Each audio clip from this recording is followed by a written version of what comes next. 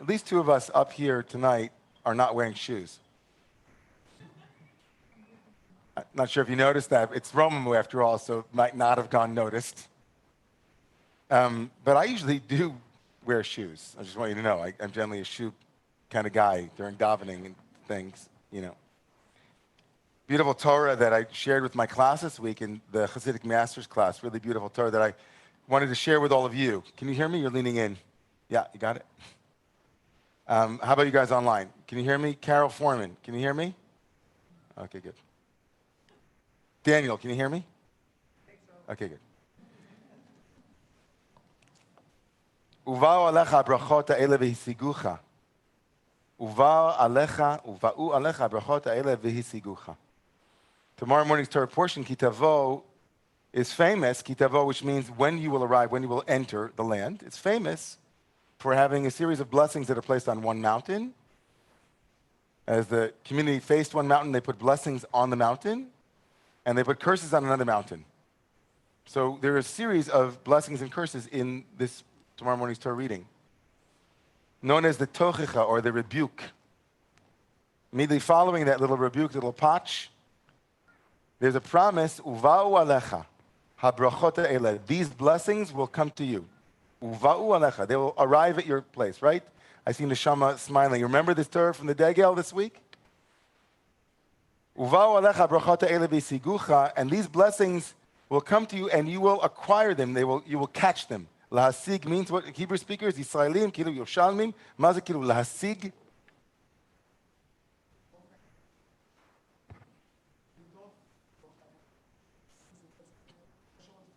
אוקיי, אני צריך תרגום, כאילו לא יותר עברית, כאילו. בסדר, כאילו. אוקיי, הבנתי. אוקיי, גיל, מה אתה אומר? מה זה להשיג? To attain, to acquire, כן? אתה מסכים? You agreeing? Okay. The Torah tells us that these blessings will come to you. Uva'u alecha brachot ha'ele. These blessings will come to you, and they will acquire you. They will, hisigucha means they will acquire you. Hisigucha. So the Degel Machane Ephraim, the grandson of the Baal Shem Tov, great commentator in this week's Torah portion says, blessings, we're going to receive them. The Torah promises we'll receive blessings. And then it says, and they will catch you. It should have said, and you will catch them. You shall catch the blessings. The blessings will be acquired. What does it mean? The blessings will catch you. So the Degel, I don't have it in front of me, but I remember from this week, he said, sometimes a person looks at a blessing and they don't realize it's a blessing, and so they run from it. Sometimes blessings are given, abundance is given, opportunities are given, chances are given, grace is given, life is given, time is given, access is given, privilege is given. And sometimes, for whatever reasons, we see it not as a blessing, but as something dangerous, as a curse, and we run.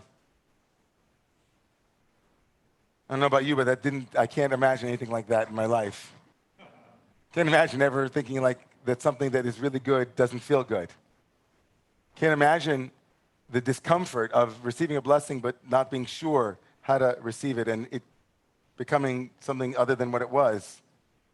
And the Torah promises, or whether we believe the promise or not, but the intention, the kavanah, the koan, the gasa, the reminder is that somehow if we do something, we might slow down long enough for what we run from to catch us. That thing, I mean, it's even stronger in the Degel. The Degel Machane Ephraim says, no, this is an affirmation, it's a promise that no matter how hard you try to run, I'm going to find you, I'm going to, one way or another, I'm going to get you. I'm going to get you one way. Right? So like, hey, there's like a tracking device on blessings, a blessing tracker. Certainly on a week like this week, where the continued spectacle of terror and horror outside of this country assault our senses at every moment, and our conscience even more so. the unfolding tragedy in Afghanistan, the humanitarian crisis there, the humanitarian crisis in Haiti, the continued presencing and centering of situations that we, Baruch Hashem, are not dealing with. Meaning, thank God, for the most of us, going to a marketplace or going to an airport, right, there are levels of appreciation for what it is that we've been blessed with in this country.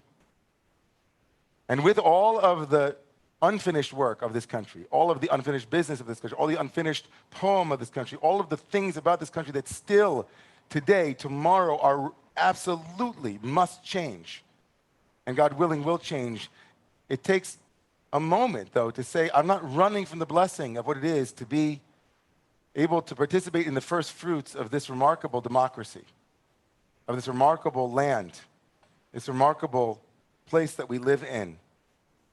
With all of its, we pause this unending critique of everything around us to allow the blessing of where we are to land. Baruch Hashem. We're the yarmulke in a place where Ich bin Ayid, I'm a Jew, and I'm proud, and I'll say it out loud. Forever and forever, that's what I'll be. And not only that, you are a Christian, you're a Muslim, you're a Buddhist, and we're all together, and we sing and we dance. Baruch Hashem, I'm letting that catch up to me. And other blessings that are here in the room and outside surrounding us. So what blessing are you aware that you've run from? What blessing, what gift, or maybe what realization now in hindsight that it was a blessing and I ran from it, but thank God it caught up to me. And I want to lift that up tonight. Thank God the blessing that I avoided, that I didn't realize was a blessing, actually, thank you for not giving up on me, blessing.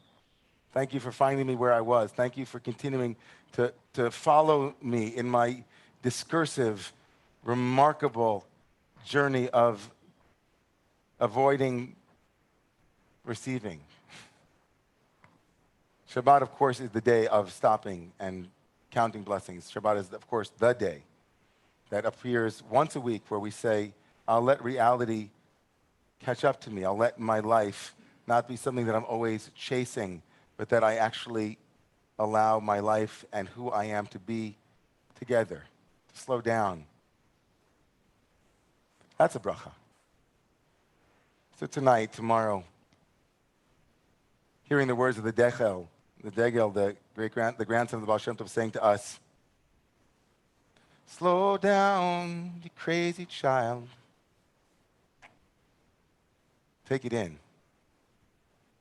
Feel the blessing.